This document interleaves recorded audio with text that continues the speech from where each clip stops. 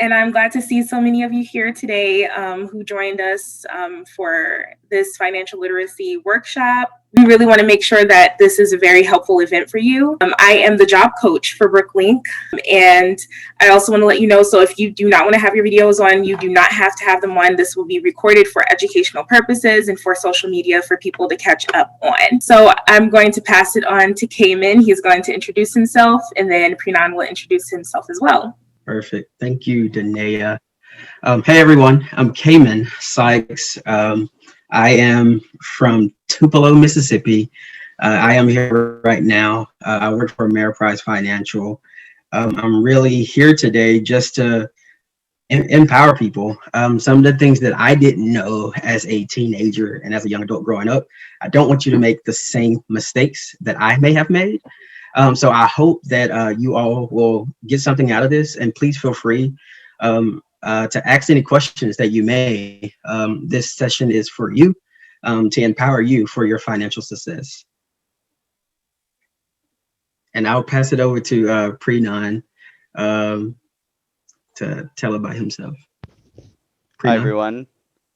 Thank you so much. Hi, my name is Preequn Huck. I'm an accountant with Metro Transit. I've worked a couple other jobs throughout my time at college, and one of the things that is special about me is I went to college and graduated with no debt, and I was featured on Next Gen Personal Finance. If you aren't familiar with them, I definitely recommend checking them out. They're a leading financial education company, nonprofit, educating, providing teachers with resources across the country to make it so then financial education is free and financial literacy. And then also that my goal in life is to bring financial education to my community and helping others. And then I created a scholarship at my local high school that I graduated from with the help of one of the teachers, and we raised over $2,500 this past year. I think we almost raised $3,000 and hoping to do that yearly. That's awesome. Well, again, I'm Kayman. So talking about financial inclusion. So what I do every day is I ensure, well, I deal with certain grants, something called Fair Housing Act, a framework called fair lending, which means how do banks really treat people who need access to credit versus the ones who have traditionally accessed credit and the ways they have done it. So ECOA says, Equal Credit Opportunity Act, that you can't discriminate on the basis of religion, sexual orientation, race, ethnicity, and so many other things. So really, what is financial inclusion? And I think that looks really different depending upon who you're talking to. Some people under the age of 40, like millennials, we use our app. For my mom and dad, who are baby boomers, they prefer to go into a traditional bank. So really, what does it mean to be financially literate? For me, I think that looks different as I grow older. For example, what are the products and services do I need? How much does it cost to access credit? So thinking about what is the interest rate? I have $10,000 worth of student loans right now, but only because I learned at an early age of what my sister went through, who is 33 and I'm 26. She has $60,000 in student loans. So really looking at the degree that I had or that I have, I actually switched over to I majored in biochemistry, so I went to be a trauma surgeon. Well, no one told me that trauma surgeons had $1.2 million of student loans. Yeah, they make $200,000 a year, but what does that equal out to? So really, what is financial access? What is financial inclusion? And what does that look like for you in your future? What are your goals? I want to let you know that I never thought I would be in banking. After taking all these science classes and majoring in biochemistry, but for you to empower people like me who did not have access to financial inclusion, this is why I'm here. This is why banking is so important. So my roles and responsibilities goes back to working with our alliance and business partners to make sure that people that look like you, people that may look like your mom and dad, or that may be in particular financial situations, are treated fairly. So I think it's really important to really think about what is the cost of an overdraft fee. What does your financial picture look like? What is saving? What is investing? And I can turn over to Preequn. Maybe he can talk about what he has done in his previous time to really talk about saving and investing, and really what does that look like for him, and how your maybe financial picture may look different. Thank you for that, Kayman. A lot of the things that I've done over the time is starting with like a goal, like knowing like how much is it going to cost, and like everything. What's nice is with the internet and different resources, you can kind of figure out what other people have done or what they've gone through. So like for example, for my college, for the cost of college, the average student at the time was graduating with about $28,000 to $30,000 in debt, and so I knew that between the 4 years that I was going to go to school, that would be about $7,000. But another thing that I did is that I was like, okay, if that's the cost of college, and this was in my junior year that I looked into this, I was like, well, why don't I start saving now? And one of my friends actually, before he was a year older, he went to college and he saved $10,000 before going to college, working for McDonald's and Solo's Pizza, working part time. He didn't have a ton of expenses besides like food and gas at the time, which obviously helped in his favor. And I know a lot of other people have higher expenses or they're helping out with their families and other things. But overall, it's just kind of like based on your situation, taking full advantage of that. And when he told me that, I was like, well, if you can save 10 grand, like, why can't I? So that was like a big part of what jump started me into it. And then it was kind of figuring out like, okay, $10,000 over the next year, as I got to make a little bit under $1,000 a month. And so like, how am I going to do that? And so I was working at McDonald's and I was working at TCF Bank. And then in the summertime, you're working a lot more hours. You're able to get as many, make as much money as possible. And then, in the summertime, maybe I was making $1,200 a month. And then during the school year, I'm making, half that because I'm not working as many hours. That was a big part of it for me. And then that was kind of a jump start on that. But then when I got to college, it was like, I always tell people the biggest thing is that you shouldn't strain yourself and you have to remember your priorities. So priority number one is, why am I here? I'm here for school. I want an education, because that $28,000, if you're just like, I'm just trying to make $28,000 and you forget about the whole educational part, it's going to be difficult for you to get a job, and you might as well have not even gone to school, because that financially was your goal, not necessarily the education. And so what I did is I was like, okay, I need to make about $7,000 a year. And then at the time, if you just say like minimum wage is about $10 an hour, I know it's a little bit more than a lot of jobs are paying between 13 and 15, but you work 15 hours a week. So that's you don't want to take too much time out of your life. You want to have fun, you want to enjoy, have a lot of good experiences. But you could work a Friday night, a 5 to 10 shift. You could work a Saturday, maybe a 9 to 2, and then same thing on Sunday, and you still have plenty of time in the day. While a lot of my friends were like, they wake up late or they don't have a lot of things to do in the morning, you just jumpstart your day with something like that, and it's fun. You meet a lot of people, you get a lot of good experience, and then with the $10 an hour, 15 hours a week, you're making $150 a week, and then you multiply that by how many weeks there are, and that's $7,500. I know that there's tax and other things that are included in that, and that doesn't even include like the summertime when you can work extra hours and do internships. You'll have about $7,000 per each year. So if you break it down, like, well, I can work 5 hours a week or 15 hours a week and do that and still have fun and enjoy myself. Because, at 10 o'clock, most people in college aren't even going out till about 11 or 12 even sometimes. So it's just being Yeah. being realistic with yourself and knowing what's important to you in your financial goals.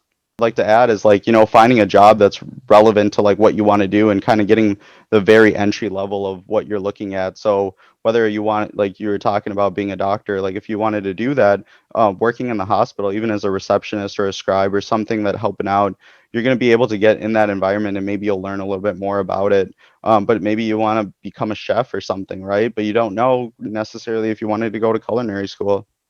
Being able to work in that environment and knowing like the hours, like a lot of chefs are working, during dinner time. That's when they're making the most money and that's when they're also like putting out their best product. But do you really want to do that the rest of your life when you have kids and other things, right? So kind of figuring that out. And if you're working those entry level jobs, you're still working the same hours they are, and then you can kind of feel for yourself, do I want to do this? So, like, just to add on to your point, talking about saving and that literally every piece counts, and also shifting to really having access to credit, I think is one of the biggest things. How do you get a savings account? How do you get a checking account? Who's in your community, who in your community may have a checking account? I know for some of my cousins, they still don't have a checking account to this day. And even when they were trying to get assistance, um, for for like the PPP, or they were trying to get assistance unemployment, they could not get assistance because they didn't have a basic checking account. So I'm curious, from your point of view, how did you really start saving? When did you realize that it was important to save, Preequn?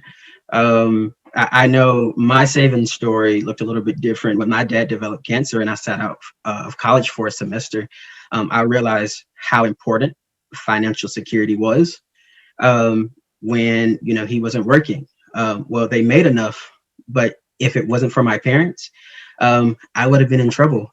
So when did you realize that financial inclusion, or really just having a basic checking account, was important? Mine started with my neighbor Lloyd. He's 75 now, and he's a millionaire. I mean, he became a millionaire from working as a teacher. Him and his wife both were teachers, so they didn't make a lot of money. They didn't come from money. They did a lot of their things on their own, and being able to be like skillful and like if you have a repair in your house, or like not be having to call a plumber, and everything has just become more and more expensive. So the things that you can do yourself has helped a lot, or has helped a lot of people save. One of the things that most people, and this is specifically towards a lot of people of color, is that we don't have the resources and knowledge about Roth IRAs and just retirement accounts. Like, a lot of our parents are immigrants, my parents included. Um, Even if you're a very wealthy immigrant that makes maybe $100,000 a year, if you come to this country at age 40, somebody who's been making like $30,000 to $40,000 15 years before you will actually have more money than you by far. And the only way to really catch up on that is taking your $100,000 salary and putting away about 20,000 a year, and then when you're at 50, 55, putting away even more than that to beat out somebody like that. And so my parents, because my dad came to this country when he was about 40, he doesn't have that, so he has to do other things in terms of savings and retirement. And a lot of other countries, like my family's from Bangladesh, it's very expensive now, or it's becoming more expensive to retire back there. So if you're not doing a lot of these retirement things that a lot of these early companies do, you're not even going to be able to retire in your home country, just because of how expensive it's become. And the thing is that I learned a little bit about it in school. They kind of mention it, but if you put away about $200 away a month, but at age 18, which is, it's a lot of money, you will be a millionaire, right? And so when I was talking to Lloyd, I actually wanted to buy a car when I was making all this money at TCF and McDonald's, but I felt like a lot, pulling in $1,000 a month, and as a 17, 18-year old, and I was going to buy like a Mercedes Benz. And then he was like, well, you know what? If you take that same money and you put it in here, you would have this much money. And that was about 7.5 years ago. So say if the Mercedes cost, I don't know, 30,000 at that time, if I would have done that same 30,000 that I was going to spend on that car is worth about 10 right now. That same amount of money that I would have invested is worth 60,000. And that's kind of where I'm at right now. So with what I did is, that day that he told me that, when I turned 18, I was like, all right, I'm going to put away $500 a month for or basically $200, $200 to $300 away a month at age 18. And then when I get a proper job that can pay me a little bit more, that's full time, then I'll and when I mean by proper, I mean like you can really do anything. Like if you want to work at I work at Best Buy part time. If you work at Best Buy and you work full time there, that's fine too. You don't have to go to college. You don't have to do those kind of things to be able to put the money away. And even if you like want to travel the world and do all that stuff, if you start with the Roth IRA, you'll still have enough for retirement, but you just have to hit that bare minimum of $200 a month at the beginning of your life. And then the more you do, the better it is. Talking about savings is really important because I was just reading a CNBC, I believe that's what it's called, an article actually about saving, and 65% of Americans don't have like anything in their account as far as savings goes. So that's super important to start off early in your life to really get a hold of your finances. So a question Catrice posed was, what is a retirement account? Like, when should you start saving? What is a Roth IRA? So there's a lot of different acronyms. So please specify on that for our group. I'll take the really what is saving, and then I'll let Preequn, who really understands, he has a great explanation about retirement accounts and really how to save for each individual. To me, saving should be started by your parents if they have the opportunity, teaching you really every penny that you have is to empower you.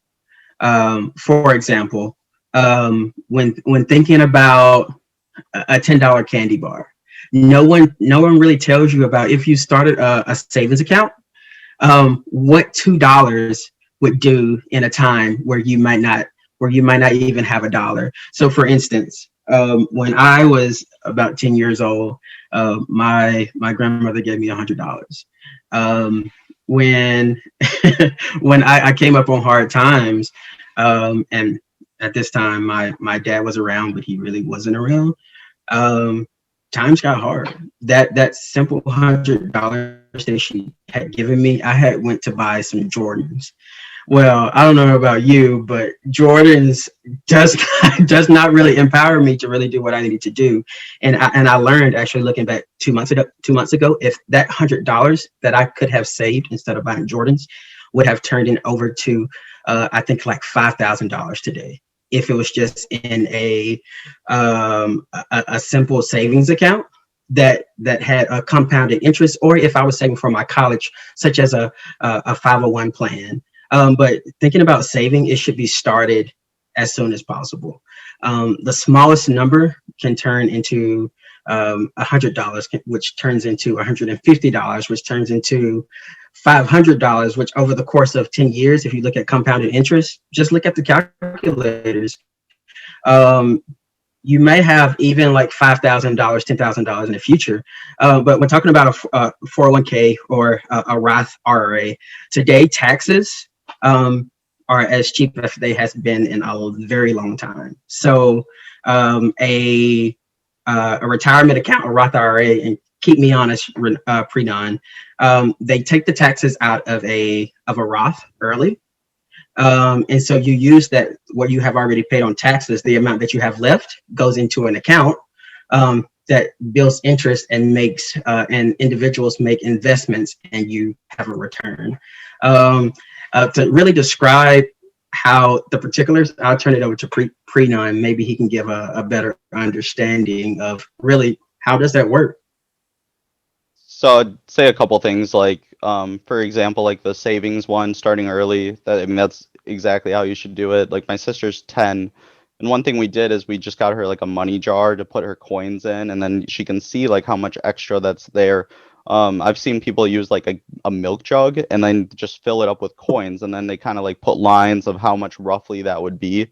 And then you just watch it kind of grow. I mean, you can do things like that. The other thing is when you do your checking account and your savings, you can split your paycheck. You can do that through your employer, or you could also, one thing that I like to do is like I like to give myself what I call it as allowance. So every paycheck I get, say if I make $500, I think of how much money I need for the next 2 weeks before I need my next paycheck. So I'll give myself maybe $100, and I'm like, yep, that'll be enough for food, gas, groceries, whatever.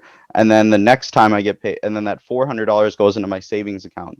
That way, when I'm making a purchase, it makes it a lot easier to like make it a thought process. If I have $500 in one account and I want to buy a pair of shoes that's 120, it's not that much. I mean, it's 1/5 of the amount, which doesn't feel like a lot.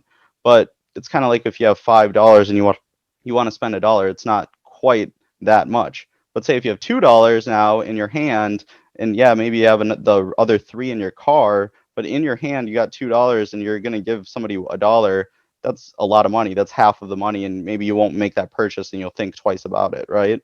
And so like doing like little things like that makes a huge difference. When it comes to the retirement account, basically the way that our US system is that your employer as well as you, every time you get paid, a little bit of money goes into this separate account.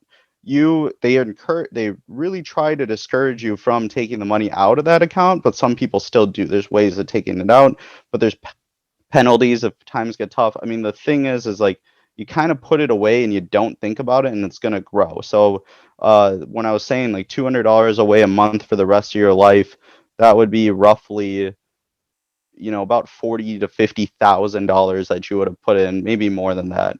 But because of this thing called compounding interest, and I would encourage everybody to write this down because it's pretty hard to explain. But a short version of it is just your money doubles every 7 years. So the more money you put in, the more that it can double over your lifetime.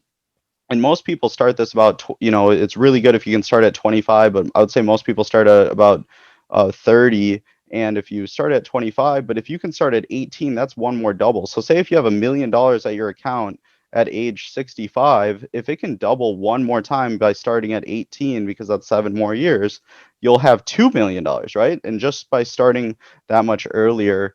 And so when it comes to the retirement accounts and knowing which one to start, most employers, a lot of them won't even let you start the first year at your job. So that's something to look into. If your employer doesn't allow you to do that, you can do what's called a Roth IRA, which is the individual retirement account. When it's through your employer, it's usually called a 401k or a 403b. Something else to look into if you're taking notes, just because we don't have a lot of time today. But then with like the Roth IRA, it's your own retirement account that you have control over. I mean, you can literally take the whole amount and put it in an Apple stock or something crazy if you wanted to. But overall, you would want to diversify. And if you don't know how to do that, I mean, there's hundreds and thousands of accounts. Just the simplest way is the S&P 500. So that's the 500 of the U.S. top companies. And to start this Roth IRA, you should be looking at companies like Fidelity, Vanguard, Charles Schwab. You kind of want to stay away from companies like Northwestern Mutual, Thrivent, Edward Jones. Like these companies can help you later down the road, but when you're first starting out, they charge a lot of fees, and then their contracts are sometimes term contracts, and you don't really necessarily need that. You just kind of need a little bit of guidance, and you can call a company like Fidelity.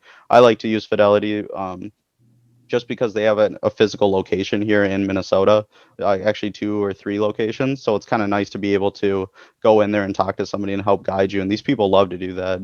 Um, One other thing I know that Kajua asked a question about, like encourage more financial conversations within like the immigrant and refugee communities. I think it's really difficult, honestly. Like even with my own, my own dad, who's is very frugal, he saves a lot of money, who's like makes, I mean, he'll literally drive, he used to drive like an extra 5 miles to save 10 cents on gas because time is like irrelevant for him. He's got so much time after work because he doesn't have a lot of hobbies to do, which I would tell him like, but dad, you drive that distance, you lose half the money because you're driving a little bit further. Like you should still value your time. But he would like go to all the different locations, still does, like look at their prices on the coupons. And so he's not the type of person that would go to Target and buy all the groceries there just because he's there. He knows Cub Foods is across the street. He'll buy his list of things on his grocery list. These are the things that need to be purchased from Target. These are the things that need to be purchased from Cub Foods, and then these are the things that need to be purchased from Aldi's.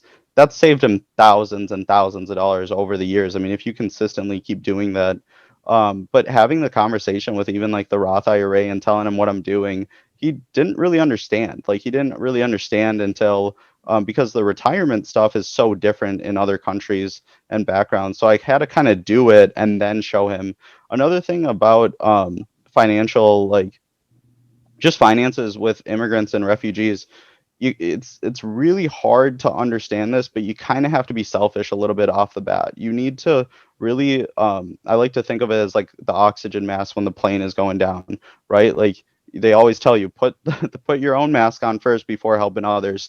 And it's the same thing when it comes to these finances, because if you're financially helping and keeping everybody stable in your family, it's very hard for you to be able to put more money towards towards like your future and growing money and having it double and stuff.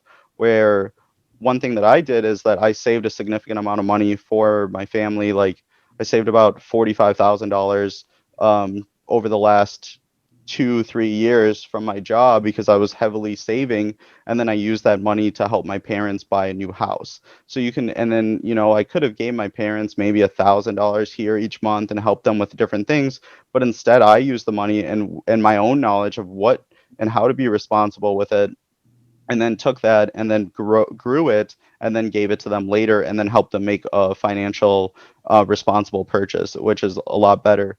But I've read about how like people of color specifically have had a lot of issues that they're actually worse off sometimes when they go to college, because what happens is that a lot of their family members think that they're the lottery winner basically. So like they'll come out of school, they'll be making $50,000 opposed to the 40 that they would have made maybe not going to college and then becoming a higher level position and in like a more of a frontline job. But then their families asking them for more money, and so then their families like asking them to help out and all these things, where like now their $50,000 salary, they're helping out everybody out, they're really only making like 35 or 32,000, maybe even less than that. And they end up actually having more stress and being in a worse position because they're trying to help everybody. But instead, what you should be doing is taking that extra 15,000, maybe putting it towards a Roth, or putting it into different investment accounts. Mutual funds, index funds are very important. Another thing to write down, and using that money to grow over the next 4 to 5 years, and then taking this lump sum and then helping them out if you'd like to. So, Preequn, I have a question. So it's similar to Ms. Zua, I believe that's who that is. She basically she's looking for advice to say, how do you encourage financial conversations with immigrant/refugee communities when your parents may really be reluctant to really not put that money in a bank or to talk about money? I know my dad is 69 years old, and so he has, I call it the under the bed philosophy, where all his savings basically go under the bed. How do you encourage your parents who may have a different perspective than you do in this millennial age? How do you encourage them to maybe talk about money or consider opening a checking account or a basic savings account? You really have to lead by example. I think that's the biggest thing. Like even with somebody like my dad who's like willing to like, drive all this extra distance and to save some money, when it comes to like, I told him to switch to Discover a couple of years ago because to Discover online banks were giving out like 1 to 2%. At one point they were giving out 2%, which is a lot of money. I mean, on like the money that I had saved, I think I had like 50,000 in the bank. I was making an extra almost $100 a month, right? Like that's a lot of money to just saving and compounding. Where my dad was using Wells Fargo, he's been with them for 30 plus years. And I'm telling him like, you should switch to this other bank, and they're going to be able to give you a lot more. They're going to give you a lot more, like $100 a month if you use the same amount of money you have, versus Wells Fargo's not doing anything for you. And he was like, not really convinced. And then I showed him my bank statement. I'm like, literally, Dad, every first of every month I'm getting an extra $100. Like, how can you say no to that? And that's when he changed, right? So like, it's kind of like showing that it's possible. And it kind of goes back to the same thing with the Roth IRA. I'm telling my dad, like, I'm going to be putting away $6,000 a year, and I'm going to put away like 19,000 when I first start my first job. And that's really hard to do. I mean, you're making a lot of sacrifices, especially even though you're making more money, and you have student loans and other things, but it's worth it. And again, he's like, well, don't strain yourself. And I'm like, well, I'm not. And I'm adjusting to a certain lifestyle too, because if you don't know any better about, if I came out of school, I made $63,000 or like $60,000. Before that, I never made that much money in my entire life. I'm used to making like 20, maybe 30 on a good year. So obviously there's a lot more expenses that come up when you graduate, if you want to move out and things, but still I was making about 30 at most. So to me, if I put away 19,000 my first year, making 60, really I'm making 40, I'm still better off, right? So if you're doing that, it's like, okay, well, I didn't need that 19,000 anyways. And then later down the road, once you've done you don't have to put away that much. Even if you do 10 or put a little bit more towards your savings later down the road, you kind of look at it and you're like, well, I'm used to living off of 30,000. But the problem, what happens is a lot of people, they come out of school, they're making 60,000 and they're living off of like that 60,000, and then they want to get all this extra stuff, and like then it's like, oh shoot, I don't have the money for those other things. So kind of just adjusting your lifestyle. And there's like memes about it where it's like, how do I have $1,000 and I blow it in 2 days, but then in 2 weeks later I have $5 and I can make it last, 7 days, right? And it's kind of the same philosophy on that. I think that just brings to me like Amazon was my kryptonite, and I had to learn to stay off of there. I had to learn to stop subscribing to stuff. Don't send me any emails. I had to really assess my situation. And I think that's what a lot of younger people need to do is like be realistic about, the jobs that you're getting is entry level. Like how can you save up and how can you use your money in the best way? Because money is a tool and you want to be able to use it effectively. There is a question for high school students here. How did you come out of college without any debt, Preequn? And then what are some good, bad debts to consider? And I think this question could be for both you and Kayman.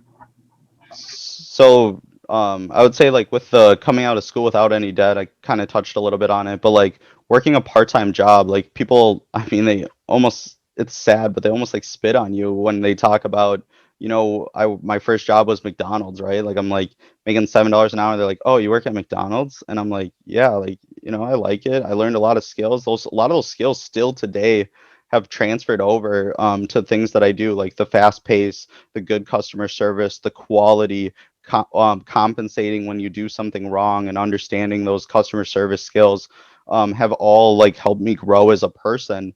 And basically what I would do is like before I had bills and a lot of responsibility, I tackled what was to come. So I was preparing myself. I knew that one day that I'm going to have a mortgage and rent and have all these things. So it's like, okay, why don't I act like those are the things that I have? So like if you want to buy a car, for example, right? If you want a brand new car, usually the loan on that is 5 years. If you're 17 and you're like, okay, how much is it to buy a car, a $12,000 car? The payment on it's probably $116 a month. And then on top of that, you have to pay the insurance. So why don't you start saving $200 away a month now and seeing what you can do? Maybe you don't make enough now to be able to do that, but try to. And even if you can make half that work. So if you can do $100 a month and you do that for the next 5 years, you'll have half the money for the car and you put that towards the down payment. So it's kind of like you're already trying to save and live like you like it's like trying to pay for that product before you actually have it in your hands, and then you just have more down on it. Some good and bad debt, like student loans are actually one of the best debts that you can have. It's a conversation people don't understand, but the student loans, and I'm not talking about private loans, but federal loans, the loans might be at like 4% or something depending on your credit, but they're the most forgiving. If you like lose your job or something happens, or we're in a pandemic right now, there's no interest on them. You don't have to make a payment. Even if we weren't in a pandemic and you lost your job, you can call them up and say, hey, I just lost my job. I don't know when I'm going to pay. And they're like, oh, don't worry about it. We'll put it on pause for the next 3 months.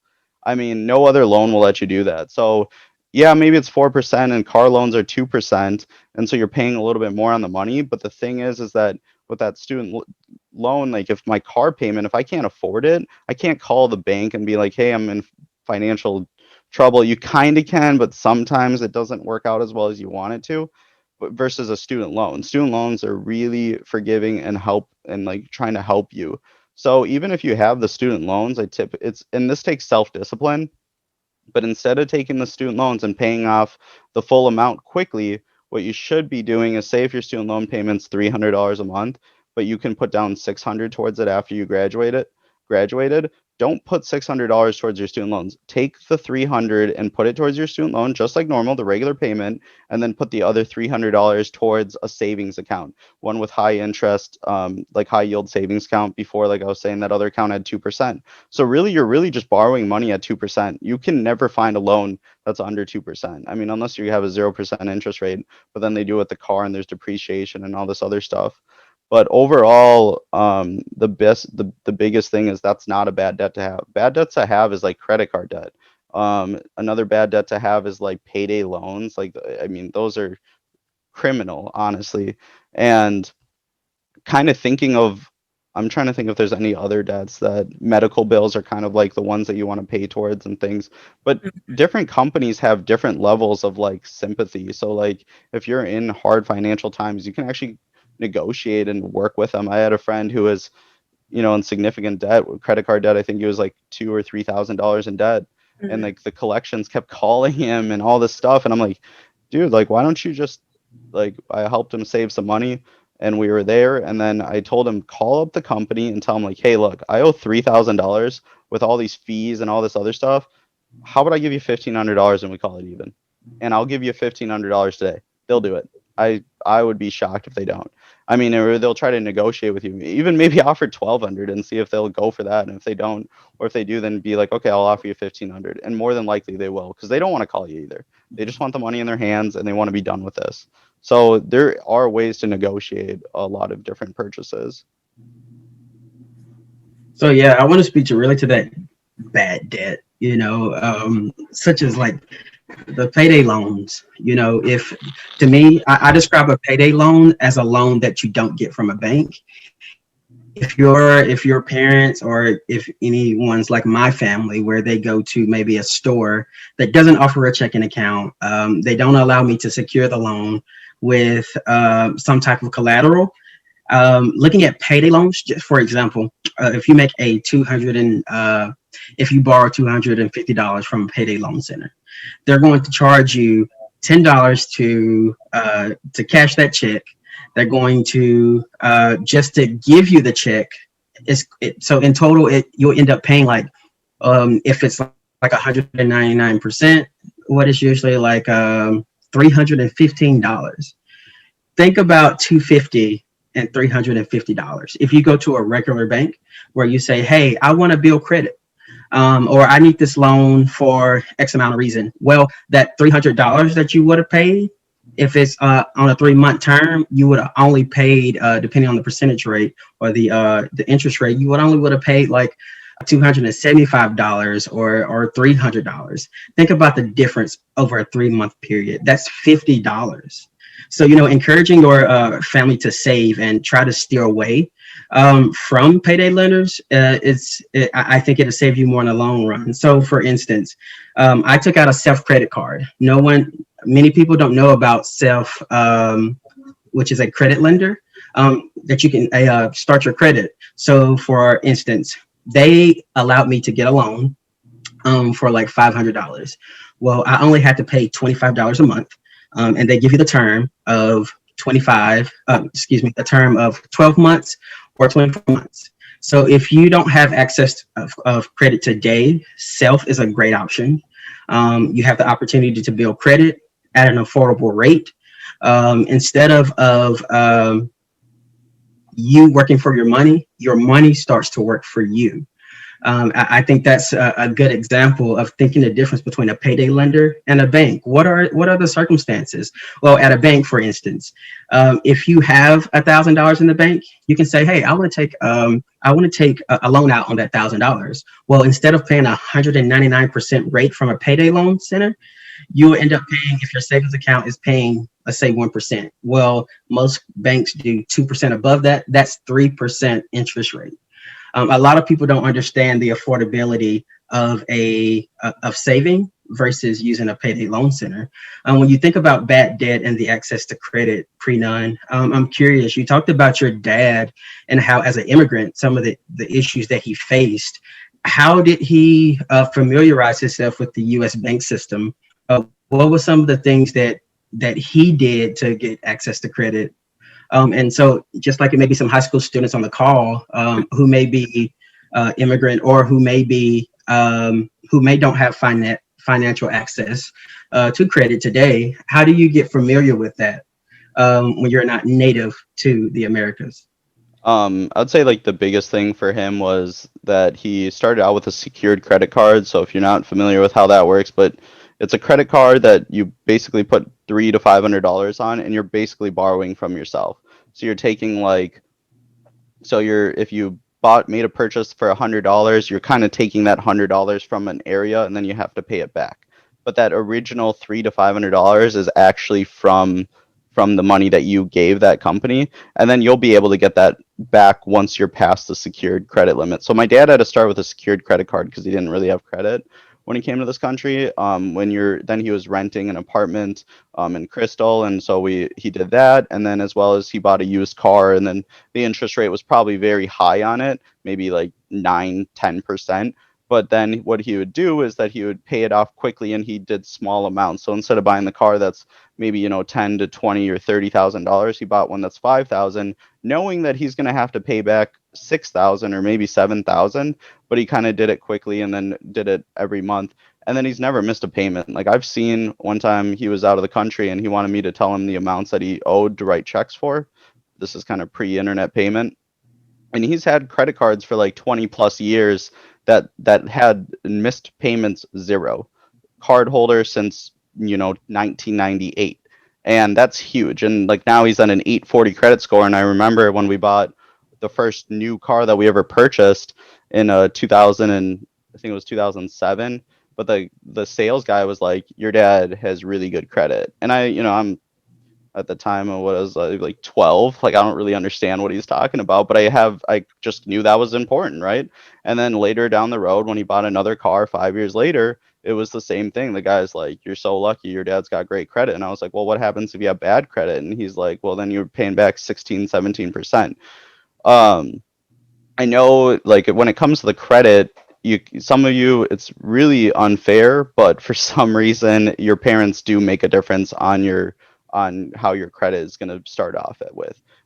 Legally, I think they tell you that's not true. I've just from my own experience and helping my friends open up credit cards and showing everybody's got a different limit. Everybody should start out at basically a $500 limit. You know, you're 18 years old and you don't have any credit history or anything. But some of my friends have secured credit cards. Some of my friends limits is 1,000. You know, and no one's co-signing on these. It's just straight up, and they're still getting different credit limits. And Kayman, you might be able to answer that because you know you're in compliance, and so it's I don't know what the reason is behind that, but it's just you kind of take what situation you have and you make the most of it. So if you are very fortunate to have like good credit and your parents are helping you and all that stuff, then just make it even better. Go from like good to great.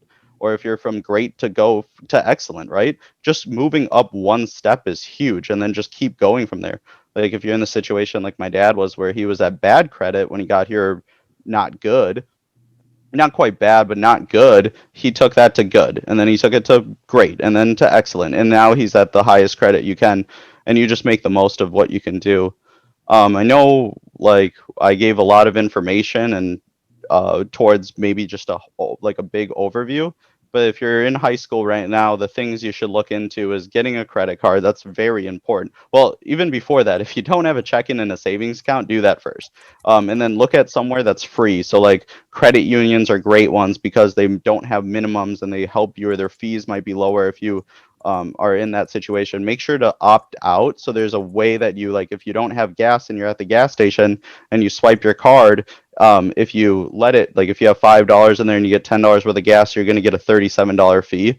You don't want that. Just opt out. Like it's better that maybe your account, it'll force you to look at your account if it's negative, right? So you swipe your card and you take it out and it doesn't go through. That's better. And then just keep an extra $20 in your glove box or somewhere hidden.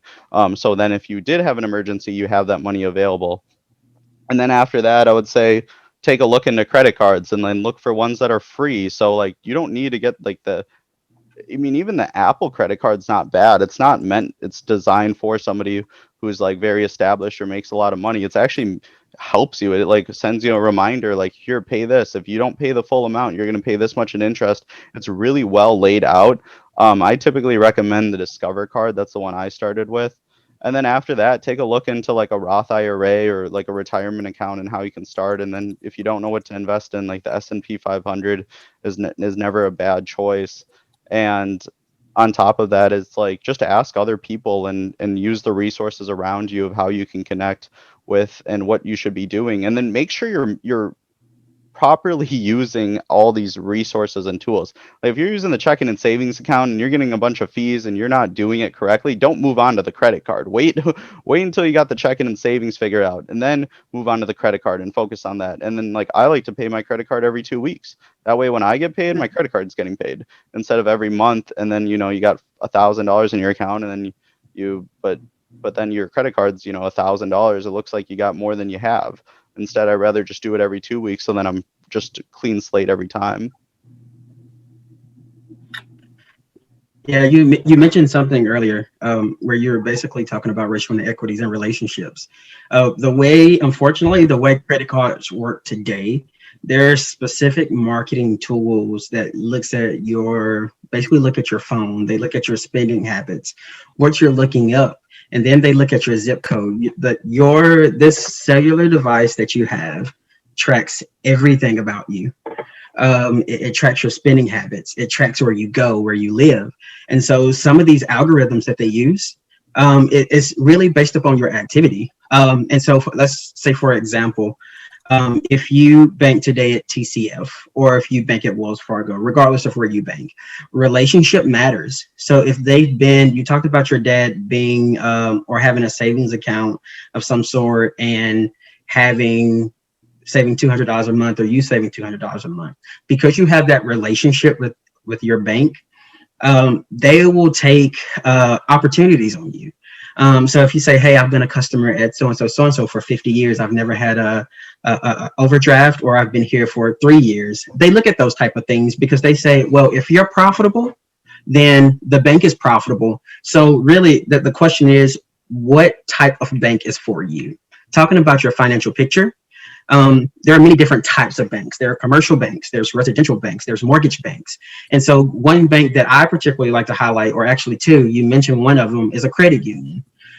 Those credit unions are usually, they actually have a special tax designation to where they can actually pay you more in interest than banks can. Credit unions pay interest to, are usually nonprofit, by the way. So they pay the interest that they make off loans, they pay it to you as a member. Banks actually pays their earnings to shareholders. And so it's those people who already have access to wealth. They already have access to different types of credit. So to even start at the basic level, credit unions is a great way. If you just have $100 a month, they turn that $100 into $110 at the end of that month. But banks, guess what? Banks are going to give you 50 cents of that $100.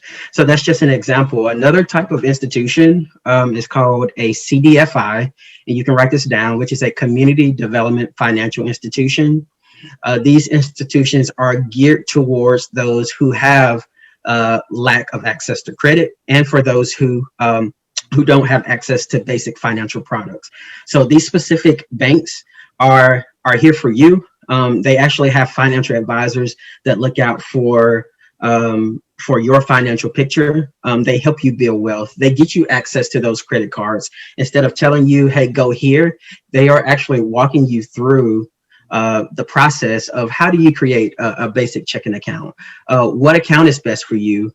Take out a $500 loan that would actually sit in a CD that would draw interest, and the loan that you take out, the interest, you'll actually be paying a piece to yourself. So relationship matters. And so I think it really goes back to where do you want that relationship? Google CDFIs, Google the reputation of your bank, go to something called the CFPB and type in complaints on Google. If you see that that you see comments that, well, I was charged an overdraft fee and I didn't know why, go look on those comments and see, well, maybe that's one of the reasons why you have an overdraft fee is because it was improperly submitted to you. There are opportunities where banks do make mistakes. And so relationship matters. Understand the reputational risk of your bank and how they are treating your customers today and how they treat you as a customer. And so going back to the relationship piece and credit cards, I think credit unions are the best way to go. Most people don't know that credit unions pay interest to members, not to shareholders. Banks, they pay their interest to shareholders, to those individuals who already have wealth. And And so, Danae, I'll turn it back over to you, or Preequn. Yes. Maybe you have something to add. I want to be conscious of time. Yeah, we have about like 2 minutes. We probably can go a little bit over if you have questions from participants. I do want to plug in this Social Dilemma on Netflix, going back to the marketing and how that happens. It's really interesting if you want to look at that, and how being on your phone, being on your computer, how they're actually like, there's another you, and they're trying to figure out exactly what you're looking at, how long you're looking at it for. So it's really interesting. So you can be aware, like, oh, I'm looking at this, and you might get some Target ads. You know, you go back on your phone and you're looking at mattresses or something, and then all of a sudden you have so many ads and links to certain things. That's the reason why. But I do want to be conscious of time. We are at about 1 minute, but if you have questions right now, you can go ahead and unmute yourself about anything that was discussed here today or anything else. We will be sending this link out on our social media pages and sharing it as well, so you can look back at this recording. But yes, I invite you to ask your questions now if you have any. While we wait for a question, I would just like to add also, like, one of the biggest things when it comes to your financial journey is, you'll learn this along the way, is don't ever sign up for something right away. Like, don't just always wait, do your own research, ask around, even if they're like signs, say like fiduciary, which means like they have to look out in your best interest, or if they or they have good reviews or other things, but just ask around, like, and make sure that that's actually the best fit for you. Maybe that they have good reviews because that product or whatever they did was really good for somebody else, but that doesn't necessarily mean that it fits your needs. Like Edward Jones or Northwestern Mutual or Thrivent, I've mentioned them before. They're not bad companies. It's just that they're not the best thing for you when you're young. And a lot of these companies will try to get you in early because that's how they make the most money, is the getting you signed up early on for the future, like for down the future. It comes with anything, checking the fees. Like, even like my family bought a house recently, like the realtors are looking at the title companies, or the even, yeah, maybe this rate looks really good, but then you have to put this much down. There's always this thing called like a balance transfer. If you're in debt, you can, one of the biggest things people always talk about is refinance student loans. A lot of the time, it costs money to refinance your student loans. Don't ever make your federal loans private loans, because you'll lose so many benefits that are good for you. Yeah, you might get a lower rate. It's 4 instead of 4%, it's 2%, right? But in the long run, you would have had to pay a fee to transfer, as well as it's not going to be as forgiving. Like I was talking about, if you lose your job or something happens, those private companies aren't as helpful to you. So making your federal loans to private loans is not something you want to do. So just making sure that, ask around, using different resources and making sure that this is the best decision, and never rush into something.